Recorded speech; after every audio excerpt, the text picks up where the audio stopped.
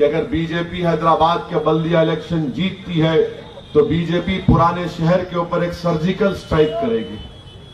आप बताइए कि क्या एक पॉलिटिकल पार्टी इस तरह का जुमला इस्तेमाल कर सकती है कि शहर के किसी इलाके पे बोल रहे हैं कि सर्जिकल स्ट्राइक करेंगे और यहां से पाकिस्तानियों को भगाएंगे। हम पूछना चाहते हैं कि प्राइम मिनिस्टर नरेंद्र मोदी और अमित शाह बताएं, 6 साल से आपकी हुकूमत है, आप क्या सो रहे थे? आपको नहीं मालूम कितने पाकिस्तानी यहां पर है? अगर है तो बताओ, मैं 24 घंटे का टाइम दे रहा हूं आपको। एक 100 नाम बताओ जो पाकिस्तानी पुराने शहर में रहते हैं। पुराने शहर में हिंदू भाई भी रहते हैं, पुराने शहर में मुसलमान भी रहते हैं, पुराने शहर में दलित रहते हैं, पुराने शहर में बैकवर्ड क्लास के लोग रहते हैं, पुराने शहर में सिख भाई रहते हैं, हर तबके का लोग रहते हैं। 6.5 साल से अल्हम्दुलिल्लाह यहां पर एक फसाद छोड़ो, फसाद के जैसा माहौल नहीं बनने दिया हम लोग। यहां पर मजहब की आजादी सबको है। किसी का काम ये पूछकर नहीं किया जाता मजलिस की तरफ से कि आपका नाम क्या है, आपका मजहब क्या है। अरे मजलिस पर इल्जाम लगाने वालों फिरका परस्ती का, क्या तुम नहीं जानते कि अकबरुद्दीन ओवैसी ने असेंबली में खड़े होकर लाल दरवाजे की मंदिर के लिए चीफ मिनिस्टर केसीआर से कहा कि उस मंदिर को 10 करोड़ रुपए दिए जाएं। आप बताइए काम मजलिस ने किया? बताओ बीजेपी वालों, तुम तो मस्जिद तोड़ते हो, तुम्हारा काम तोड़ने का और हमारा काम जोड़ने का है। ये काम मजलिस ने किया। जब अकबर ने ये काम किया तो राजमोहन दारुसलाम को आए, राजमोहन की आंखों में आंसू थे। राजमोहन आकर कहा कि साहब वो मंदिर के पूरे पुजारी लोग आके मिलना चाह रहे हैं आपसे। राजमोहन लेकर आए उन लोगों को। ये नहीं जानते क्या? ये आवाम जानती है कि मजलिस काम करके दिखाती है और बीजेपी सिर्फ झूठे बातें करती है। बीजेपी सिर्फ नफरत फैलाना चाहती है। मेरी आपसे अपील है कि बीजेपी घर घर में लड़ाई लड़ना चाहती है। आज बीजेपी के पास दिखाने को कुछ नहीं है। लॉकडाउन की वजह से लॉकडाउन जब हुआ, मैं ये तनकीद की थी लॉकडाउन के ऊपर कि नरेंद्र मोदी ने गैर कानूनी कॉन्स्टिट्यूशन के खिलाफ लॉकडाउन किया।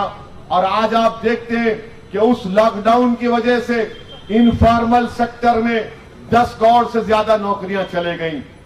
करीब 35-40 लाख जो सैलरीड एम्प्लॉइज हैं, उन लोगों की तनख्वाहें कम हो गई हैं। दुकान पर जाकर पूछो आप किससे क्या तुम्हारी आमदनी है, तो वो शर्माते बोलेगा कि पहले जैसी बात नहीं है। ये किसने किया? नरेंद्र मोदी की हुकूमत ने गलत टाइम पर लॉकडाउन लगाया। आज इनके पास इन सवालात का जवाब नहीं है। अरे नौकरियां दो तो बोलते रोहिंग्या आ गए, अरे नौकरियां दो तो बोलते पाकिस्तानी आ गए। अरे मजलिस लड़ रही है, जमहूरियत को मजबूत कर रही है मजलिस, तो बोलते मजलिस को वोट देना मुल्क के मुफाद में नहीं है। क्या मुल्क तुम्हारे बाप का है कि तुम इस तरह की बात करोगे? 60 साल से मजलिस इलेक्शन में हिस्सा ले रही है। आज हमारे 5 अरकान असेंबली बिहार में जीत कर आए, औरंगाबाद में मजलिस का मेंबर ऑफ पार्लियामेंट है। जमहूरियत पर यकीन है ना, और कहते मजलिस रैपिड इस्लामिज्म को फैला रही है। अरे मजलिस है तो रेडिकलाइजेशन में कमी हो रही है। मजलिस है तो तमाम दीवाने लोगों को कंट्रोल किया जा रहा है। मजलिस है तो मजलिस को वोट देने का मकसद ये है कि आप भारत की जमहूरियत को मजबूत करेंगे। मजलिस को वोट देने का मकसद ये है कि हम पुराने शहर में अमन को और मजबूत करेंगे।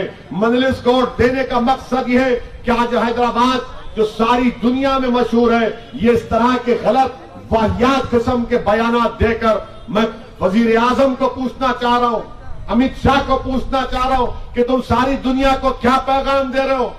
जो हैदराबाद में आकर करोड़ों रुपया इन्वेस्ट करते हैं, हमारे बच्चे पुराने शहर के बच्चे और बच्चियां जाकर साइबर सिटी में काम करती हैं। अरे बताओ तुम क्या कर रहे हो? तुम्हारी एक इलेक्शन के लिए तुम हैदराबाद की तौहीन कर रहे हो। मुझे यकीन है कि ना सिर्फ पुराना शहर बल्कि हैदराबाद के तमाम हैदराबादी 1 दिसंबर के दिन बता देंगे कि बीजेपी को एक मुंह तोड़ जवाब यहां से मिलेगा।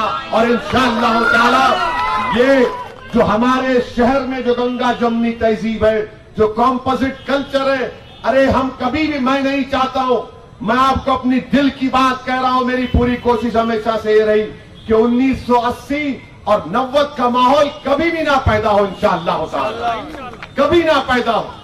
ये हम तमाम बुरे दौर से गुजर चुके हैं। अगर छोटा सा वाकया होता तो राजमोहन दौड़ कर जाते, अब्दुल रहीम दौड़ कर जाते, मजलिस के लोग दौड़ कर जाते।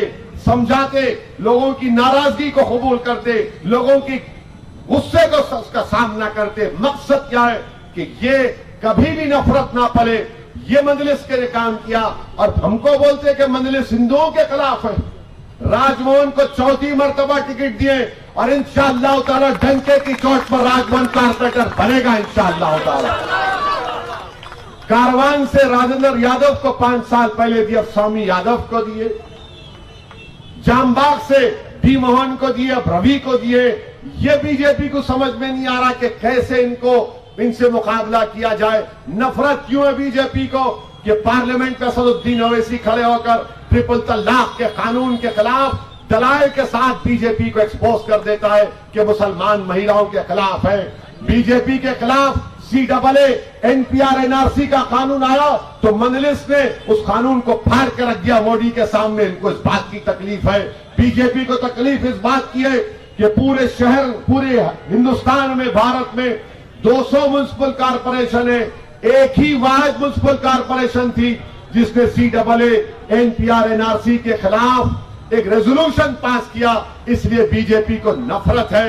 ये नफरत करने वालों का साथ मत दीजिए, मोहब्बत करने वालों का साथ दीजिए, दिलों को जोड़ने वालों का साथ दीजिए।